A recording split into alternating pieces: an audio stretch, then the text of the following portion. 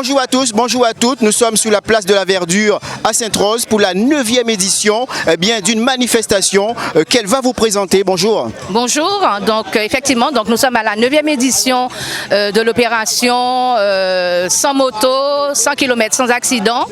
C'est une opération qui, on l'espère, va perdurer dans le temps, dans la mesure où on fait un constat qui est quand même assez dramatique. Beaucoup de tués sur la route, que ce soit les piétons, les motards qui payent un lourd tribut, les véhicules. Donc, force est de constater que cette opération a toute sa place dans la mesure où nous sommes effectivement les premiers concernés par le taux d'accidentés sur la route. Alors, il y aura beaucoup d'intervenants, on va dire. Hein? Oui, effectivement. Donc, nous avons les services de l'État. Alors, je ne saurais tous les citer. Nous avons la gendarmerie, nous avons le Testochoc, nous avons le SDIS, nous avons l'association des représentants des accidentés de la route, nous avons le SDIS, le FS, enfin pas mal de partenaires qui sans ces personnes-là, cette manifestation n'aurait pas lieu d'être, mais n'aurait pas l'impact souhaité. S'adresse à qui cette manifestation? Au public, aux visiteurs ou alors aux avertis vraiment? Alors c'est une manifestation qui s'adresse à tout le monde, tous les usagers de la route, du piéton à l'automobiliste, puisque nous devons partager, et je dis bien partager la route, chose qui n'est pas forcément courante et évidente, dans la mesure où nous, motards, nous sommes assez mal considérés sur la route, donc il est important de marquer cette journée. Ce n'est qu'une journée, mais il est important de la marquer et de la marquer fort. Je fais de l'artisanat sur la place de Tricolore de Sainte-Rose. Et ce que je pourrais dire de bon, c'est que je voudrais que tout le monde se mette dans l'artisanat parce qu'il y a bien de choses qui gaspillent en Guadeloupe et qu'on laisse gaspiller les choses, même des fruits que j'observe qu'il y a des gens qui ne mangent pas, les fruits qu'eux-mêmes ils plantent chez eux. Alors je voudrais que les gens se développent avec ce qu'ils ont. 9e édition effectivement de cette opération sans moto, 100 km sans accident, qui prend un caractère tout particulier par rapport aux autres années. La préfecture a voulu que cette manifestation soit beaucoup plus médiatisée. Pourquoi? Pour pouvoir faire prendre conscience aux personnes qu'il y a des efforts à faire pour respecter le code de la route. Trop de morts sur nos routes, trop et c'est trop. Alors, pourquoi je dis que ça prend un cachet tout particulier? C'est parce qu'aujourd'hui, il y a vraiment un village de la sécurité routière comparé aux autres années. Et ce village consiste à quoi? À un certain nombre de partenaires qui viendront ici, sur place, Testochoc, l'UD, l'Union départementale des donneurs de sang, l'association Animobile. Tiens, l'association Animobile, pourquoi? Parce que cette association, il y a quelques mois, avait fait une manifestation de sécurité routière qui avait reçu un accord de la préfecture où le titre même est évoquant « Je suis responsable, je ne roule pas en cabrit ». Donc cette manifestation était faite en direction des jeunes pour leur faire comprendre qu'il faut être responsable, qu'il faut partager la route avec les autres usagers, mais que surtout, il faut être en règle.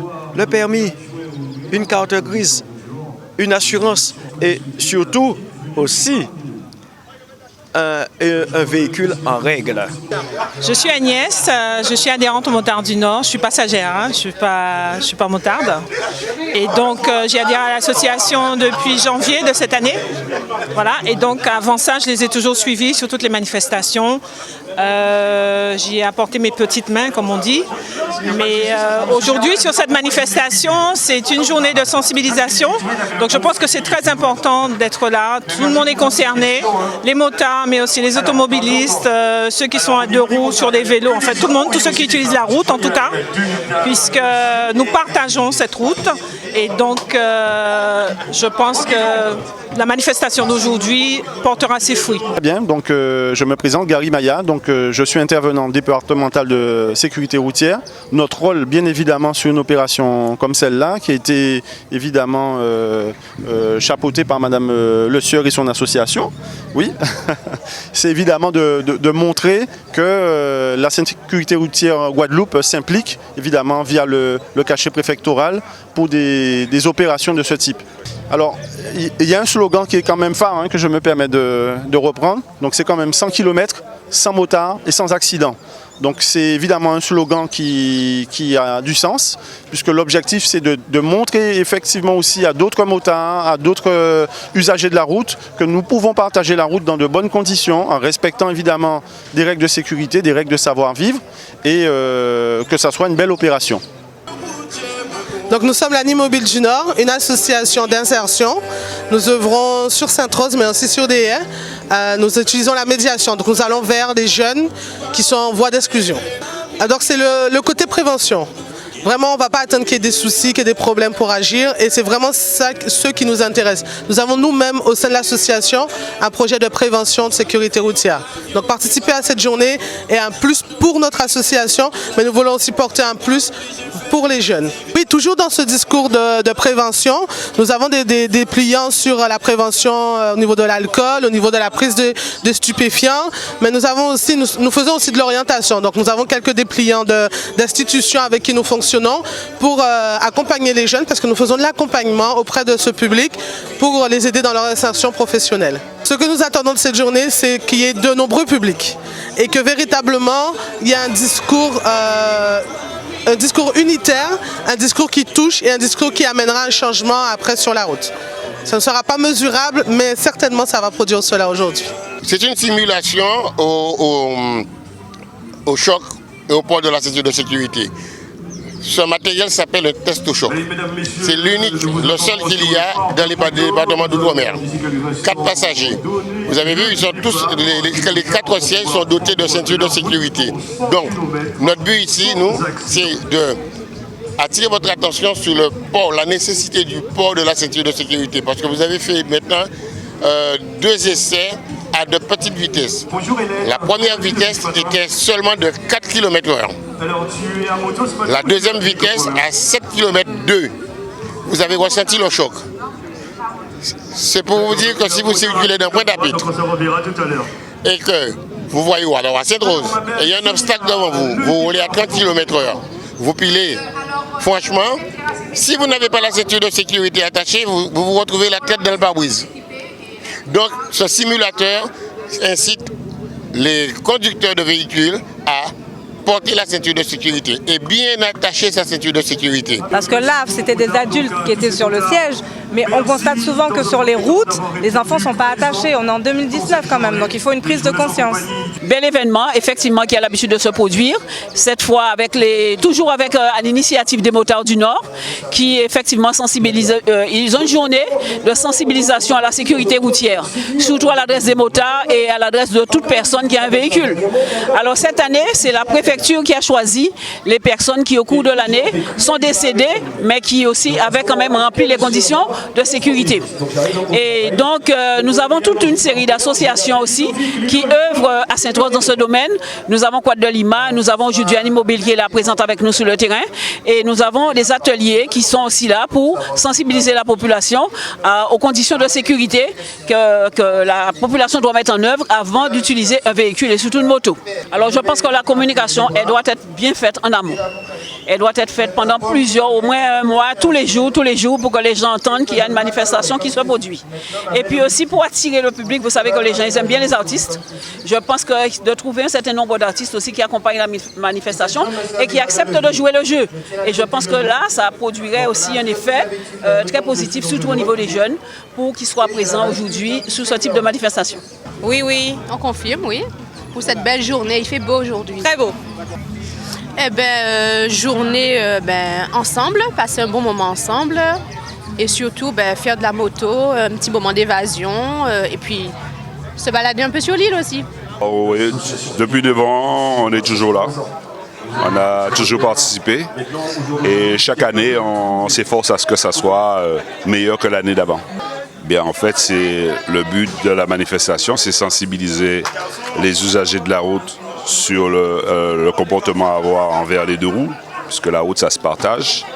Et il y a quelques années, on a payé un lot tribut, il y avait beaucoup de décès en 2 roues, et petit à petit, ça diminue.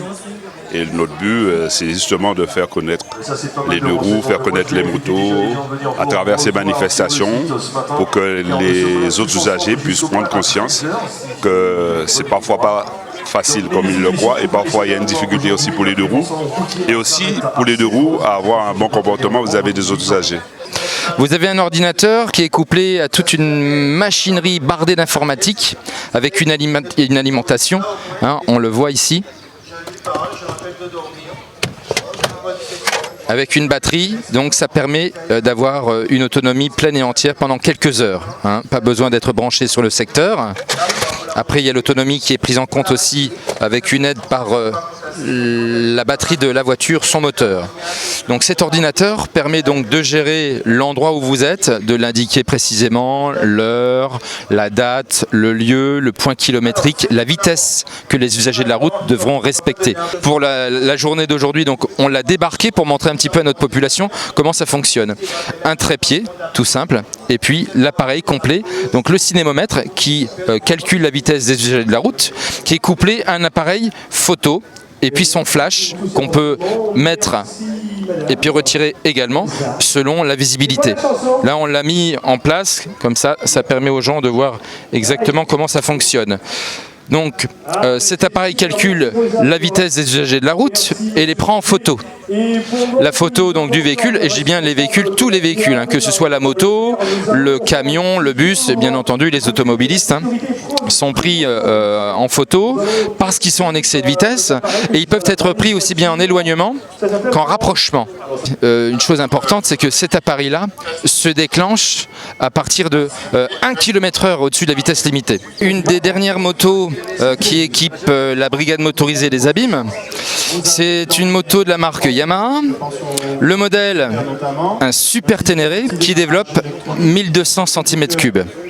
C'est un véhicule adapté gendarmerie bien entendu, avec comme vous voyez devant des feux de pénétration, très efficace lorsqu'il s'agit de faire une interception de véhicules, également une escorte comme c'est le cas en ce moment avec les différentes personnalités qui sont sur le territoire, notamment depuis déjà 2-3 jours en ce moment avec le salon de la Sargasse et puis le Premier ministre qui est présent en Guadeloupe. Donc les fameux feux de pénétration qui indiquent aux usagers de la route qu'il faut faire attention, on arrive, et qu'on peut être suivi aussi par exemple d'un convoi exceptionnel, d'une escorte, d'une ambulance, d'organes, etc. On a un équipement d'origine avec le petit micro qui nous permet d'être en relation avec notre commandement, un centre opérationnel qui nous indique des missions. Alors je suis le sergent Sombry du CSP des Abîmes, caserne principale. Et on est là aujourd'hui pour présenter le métier des pompiers à la fois, ainsi que les gestes de premier secours, donc les gestes qui sauvent. Voilà, pour faire des simulations, donc en fait, on va montrer tout ce qui concerne la personne qui est en perte de connaissance et qui respire, qui ne respire pas, et donc vous montrer quels sont les gestes adéquats lorsqu'on a ce type de situation. Oui, tout à fait, donc défibrillateurs que vous pouvez trouver à la fois en pharmacie, dans les supermarchés, tout ERP, établissement de recevement du public, accessible à n'importe quel civil afin de gérer une situation lorsqu'on a quelqu'un en arrêt cardiaque. Le public était réceptif ce matin, tout à fait. Alors, effectivement, le secours, c'est l'affaire de tous. Et maintenant, tout le monde est concerné, que ce soit la prévention routière, que ce soit les gestes de secours, tout le monde se sent concerné. Une famille, a des collègues, a des amis, et veut porter secours efficacement en attendant que les pompiers et le SAMU arrivent. Bonjour, alors Jacques Plantier, je suis le président de l'association des donneurs de sang bénévoles de la Guadeloupe. Nous sommes là non seulement pour participer suite à leur invitation, mais également pour pouvoir faire la promotion du don de sang de la Guadeloupe. Parce que nous souffrons de manque, du moins la Guadeloupe, de manque assez conséquent en matière de poche de sang. Alors déjà, je m'appelle Bureau Mike, je suis président de la FTC Guadeloupe. Alors AFTC Guadeloupe, c'est Association des familles de traumatisés crâniens et cérébro-lésés de la Guadeloupe. Qu'est-ce que je peux dire? Alors, on fait partie des 54 FTC de France. Il faut savoir que ici, nous œuvrons pour les cérébro-lésés uniquement, en fait, essentiellement pour les cérébro-lésés. J'entends par lésions cérébrales tout ce qui est accident de la voie publique, tout ce qui est lésions par rapport à des AVC, traumatisme crânien, c'est dans ce sens-là. Alors comment on se positionne nous? Ben, en fait, nous sommes là pour aider les aidants familiaux en proposant un accueil de jour avec le GEM de la FTC qui se trouve à la retraite Bémao. Mais aussi, on permet aux cérébro-lésés de gagner en rupture de l'isolement, avec une deuxième action qui est l'habitat inclusif, qui se trouve aussi à Convenance Bémao. Là, c'est une maison dans laquelle 4 cérébrolésés vont coexister. Ça va permettre déjà de rompre l'exclusion plutôt. Permettre aussi de développer le déjà là, donc aller un peu plus loin dans leur gain en autonomie et revoir bien sûr le parcours de vie